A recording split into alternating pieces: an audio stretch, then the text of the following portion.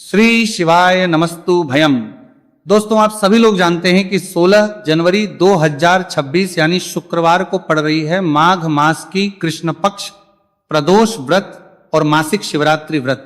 और दोस्तों, यह वह तिथि है जो माघ मास में पड़ने वाली सबसे बड़ी तिथि है, क्योंकि यह शुक्रवार के दिन पड़ रही है और इसका बहुत ही बड़ा और विशेष महत्व होता है।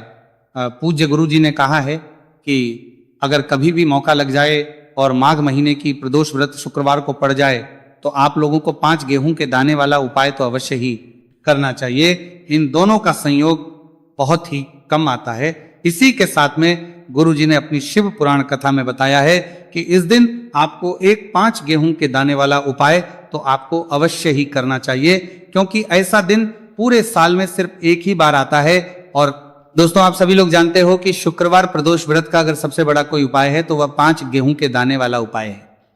तो दोस्तों, शुक्रवार प्रदोष व्रत के दिन आप लोगों को इस 5 गेहूं के दाने वाला उपाय को जरूर करना है। बहुत सारे लोग होंगे जिन लोगों ने इस उपाय को ना किया हो, मतलब पूरा साल निकल गया, उन्होंने किसी भी दिन इस 5 गेहूं के दाने वाला उपाय को ना किया हो। पर दोस्तों, आपके पास एक आखिरी मौका बचा हुआ है, जो कि 16 जनवरी 2026 शुक्रवार प्रदोष व्रत के दिन है।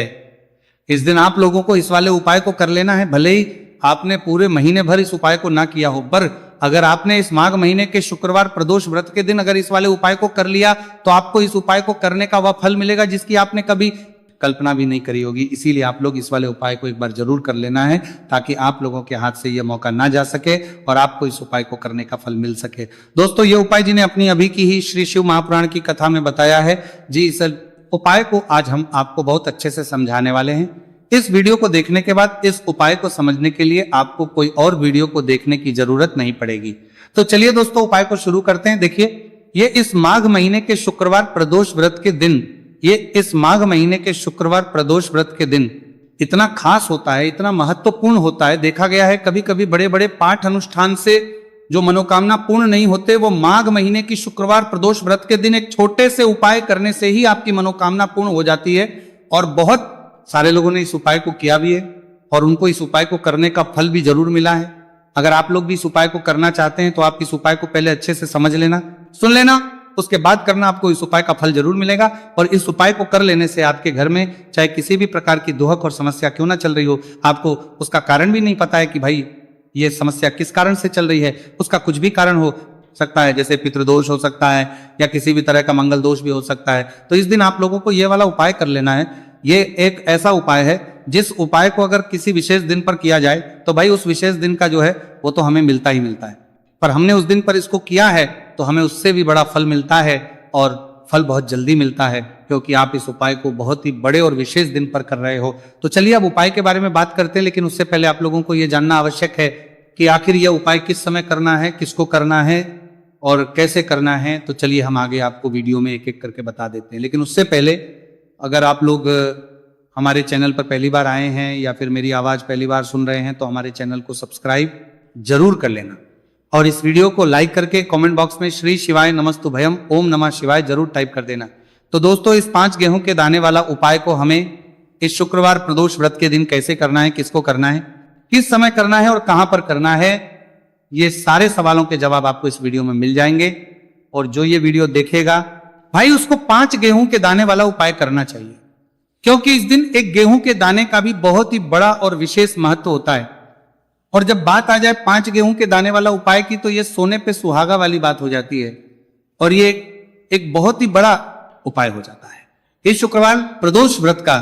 तो अब दोस्तों, इस 5 गेहूं के दाने वाला उपाय को आखिर करना किसको है, सबसे पहले हम लोग वो बात जान लेते हैं। तो देखो, घर की जो बड़ी माताएं बहनें होती हैं, उन माताओं बहनों से कोई भी एक बड़ी माता बहन इस वाले उपाय को कर सकती है। और दोस्तों, अगर आप चाहें तो अपने घर में से सभी सदस्यों को भी इस उपाय को करवा सकते हैं। अगर किसी व्यक्ति की खुद की कोई मनोकामना है, खुद की कोई दुख और परेशानी है जो कि वह अपने लिए ही करना चाहता है इस वाले उपाय को, तो वह खुद अपने लिए भी कर सकता है।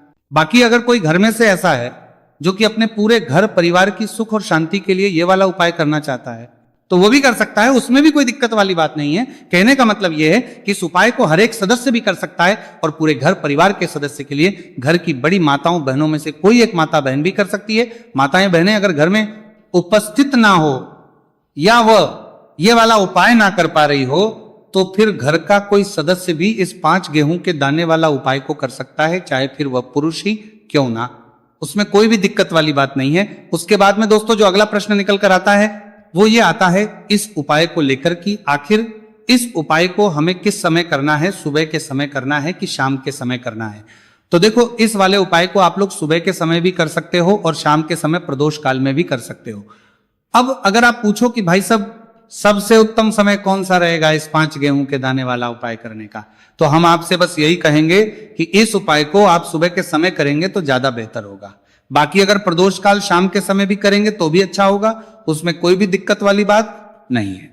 तो अब दोस्तों जो अगली सबसे बड़ी और महत्वपूर्ण बात आती है वह यह आती है कि सुबह अगर हम उपाय को करेंगे तो हमें कितने बजे से लेकर कितने बजे तक के बीच में करना है, और शाम के समय प्रदोष काल में करेंगे तो हमें कितने बजे से लेकर कितने के बीच में करना है। तो देखो, सुबह जितनी जल्दी हो सके आप उपाय को करने की कोशिश करना। बाकी अगर किसी कारणवश लेट भी हो जाओ, थोड़ी देर भी हो जाए, तो 10 या 11 बजे तक भी आप उपाय कर लेना, पर 12 बजे से ज्यादा देरी ना हो, ठीक है, इस बात का ध्यान रखना। उसके बाद में दोस्तों अगर शाम के समय प्रदोष काल की बात करें, प्रदोष काल का जो समय है होता है वो शाम के 6 बजे से शुरू हो जाता है। मतलब शाम के 6 बजे लेकर 7 बजे के बीच का जो समय होता है यह समय प्रदोष काल का समय होता है। तो आप इस उपाय को 7 या 8 बजे के बीच में भी कर सकते हो। मतलब शाम के 6 बजे से रात 8 बजे के बीच में आप कभी भी इस वाले उपाय को कर सकते हो, उसमें कोई भी दिक्कत वाली बात नहीं है। देखिए, हम सभी को पता है कि प्रदोष व्रत की तिथि भगवान गणेश को प्रसन्न करने के लिए होती है, और भगवान गणेश जो है हमारे जीवन में सुख समृद्धि का कार्य करते हैं, हमारे जीवन में बुद्धि ज्ञान और विवेक की प्राप्ति करवाते हैं, हमारे जीवन की सारे विघ्न और संकट को हर हैं। ऐसे विघ्नहर्ता गणेश जी के ये 3 महा उपाय होने वाले हैं जो आपकी समस्त मनोकामना को परिपूर्ण करेंगे, समस्त बाधाओं को दूर करेंगे। देखिए, पहला जो महा उपाय है विशेषकर बुद्धि ज्ञान और विवेक की प्राप्ति के लिए होने वाला है, और दूसरा जो महा उपाय है हमारे जीवन से धन संबंधित सारी परेशानियों को दूर करने के लिए होने वाला है, और तीसरा जो महा उपाय है हमारे जीवन से सारे संकट कष्ट और बाधाओं को दूर करने के लिए होने वाला है। देखिए दोस्तों, पूज्य गुरु जी की कथा को सुनकर के और समझ करके ही आपको समझाने का पूरा प्रयास करूंगा, लेकिन दोस्तों वीडियो में आगे बढ़ने से पहले वीडियो को लाइक करें। चलिए दोस्तों बात करते हैं प्रदोष व्रत पर किए जाने वाले पहले विशेष उपाय के बारे में। देखिए, इस उपाय को करने के लिए मात्र आपको 5 गेहूं दाने लेना है। इसी के साथ आपको एक तांबे के पात्र के अंदर शुद्ध जल ले लेना है। देखिए, ये जो उपाय है विशेषकर आपके जीवन से जितने भी संकट कष्ट और क्लेश है उन सभी को दूर करने वाला है। देखिए, सबसे पहले तो आपके पास जो 5 गेहूं के दाने हैं उन्हें आपको थोड़ा सा गीला कर लेना है।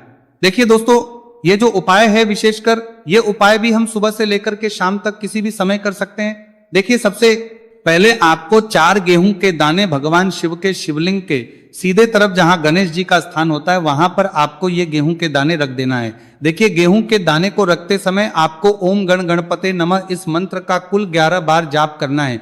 ये जो 4 गेहूं के दाने हैं आपको भगवान शिव के शिवलिंग के सीधे तरफ गणेश जी वाले स्थान पर समर्पित कर देने हैं।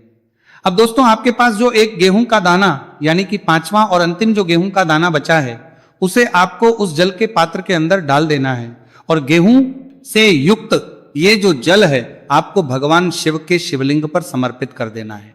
श्री शिवाय नमस्तु भयम इस मंत्र का जाप करते हुए देखिए, जल समर्पित करने के बाद आपको भगवान शिव से और भगवान गणेश से प्रार्थना कर लेनी है कि हमारे जीवन में जितने भी संकट कष्ट और क्लेश हैं उन सभी को आप दूर करें, साथ ही साथ हमें हमारे जीवन में बुद्धि ज्ञान विवेक और ऐश्वर्य की प्राप्ति हो। इस प्रकार से कामना करते हुए आपको यह पहला महा उपाय भी कर लेना है। अब दोस्तों हम बात करते हैं दूसरे उपाय के बारे में। देखिए, इस उपाय के लिए मात्र आपको 3 हरी इलायची लेना है। हरी इलायची आपको साबुत लेना है, खंडित नहीं होनी चाहिए, इस बात का ध्यान रखें। इसी के साथ आपको एक मिट्टी का दीपक लेना है। दीपक के अंदर आपको घोल बाती का प्रयोग करना है और उसे आपको शुद्ध घी से तैयार कर लेना है। इसी के साथ आपको एक तांबे के पात्र के अंदर शुद्ध जल ले लेना है और यह तीनों सामग्री लेकर के आपको पहुंच जाना है भगवान शिव के मंदिर में। देखिए, हरी इलायची जो होती है हमारे जीवन में धन पदा को बढ़ाने का कार्य करती है, और हरी इलायची महालक्ष्मी को भी बहुत प्रिय होती है। साथ ही साथ हरी इलायची भगवान गणेश को भी प्रिय होती है, जो आपके जीवन से सारे संकटों को दूर कर देती है। हरी इलायची भगवान शिव को भी बहुत प्रिय होती है, जो हमारे जीवन में धन संबंधित सारी समस्याओं का अंत कर देती है। देखिए, आपके पास जो 3 हरी इलायची है उनमें से आपको सबसे पहली जो हरी इलायची है भगवान गणेश जी वाले स्थान पर समर्पित कर देनी है। ओम गण गणपते नमः इस मंत्र का कुल 11 बार जाप करते हुए देखिए, दूसरी जो इलायची है आपको भगवान शिव के शिवलिंग पर समर्पित कर देनी है। देखिए, अब जो आपके पास एक जल का पात्र है, उसमें से थोड़ा सा जल आपको जहां आपने पहली हरी इलायची समर्पित की है गणेश जी वाले स्थान पर, वहां पर समर्पित कर देना है। और अंत में जो आपके पास थोड़ा सा जल और बचेगा, उसे आपको पूरा जल भगवान शिव के शिवलिंग पर शुक्र महादेव का स्मरण करते हुए आपको ये जल समर्पित कर देना है। अब दोस्तों, आपके पास जो एक दीपक है उसे आपको प्रज्वलित करना है, और आपके पास जो तीसरी हरी इलायची बची हुई है उसे आपको उस दीपक के अंदर डाल देना है, और इस दीपक से आपको भगवान शिव की आरती उतारना है। यानी कि इस दीपक से आपको भगवान शिव की आरती कर लेना है, और अंत में आपको भगवान से प्रार्थना करनी है कि ये जो धन मेरे जीवन में समस्याएं चल रही हैं, ये सभी समाप्त होने लग जाए। इस प्रकार से आपको भगवान गणेश और भगवान शिव से प्रार्थना कर लेनी है, और यह दूसरा उपाय भी आपको कर लेना है। देखिए दोस्तों, अब हम बात कर लेते हैं तीसरे महा उपाय के बारे में। देखिए दोस्तों, इस उपाय को करने के लिए सबसे पहले हमें मात्र 7 हरे मूंग के दाने लेना है। देखिए, हरे मूंग के दाने से भगवान गणेश हमसे अतिशीघ्रता से प्रसन्न होकर के जो भी मनोकामना है उसे परिपूर्ण कर देते हैं। तो इस प्रकार आपको 7 हरे मूंग के दाने लेना है। हरे मूंग को लेते समय आपको ध्यान रखना है कि ये कहीं से भी खंडित नहीं होने चाहिए, और साथ में आपको एक तांबे के पात्र के अंदर शुद्ध जल ले लेना है। देखिए, ये जो उपाय है विशेषकर बुद्धि और ज्ञान की प्राप्ति के लिए है। यदि आप चाहते हैं कि आपके जो बच्चे हैं वे हमेशा ज्ञानवान रहे, पढ़ने में उनका मन लगे, तो आपको शुक्रवार प्रदोष व्रत पर यह उपाय करना है। देखिए, ये जो उपाय है आप सुबह से लेकर के शाम तक किसी भी समय कर सकते हैं। देखिए, बहुत से लोग पूछते हैं कि क्या ये उपाय हम घर पर भी कर सकते हैं? तो विशेषकर आप ये उपाय घर पर नहीं कर सकते। देखिए, ये जो उपाय है आपको केवल और केवल मंदिर में ही करना है। देखिए, आपके पास जो 7 हरे मूंग के दाने हैं उन्हें आपको सबसे पहले तो थोड़ा सा गिला कर लेना है।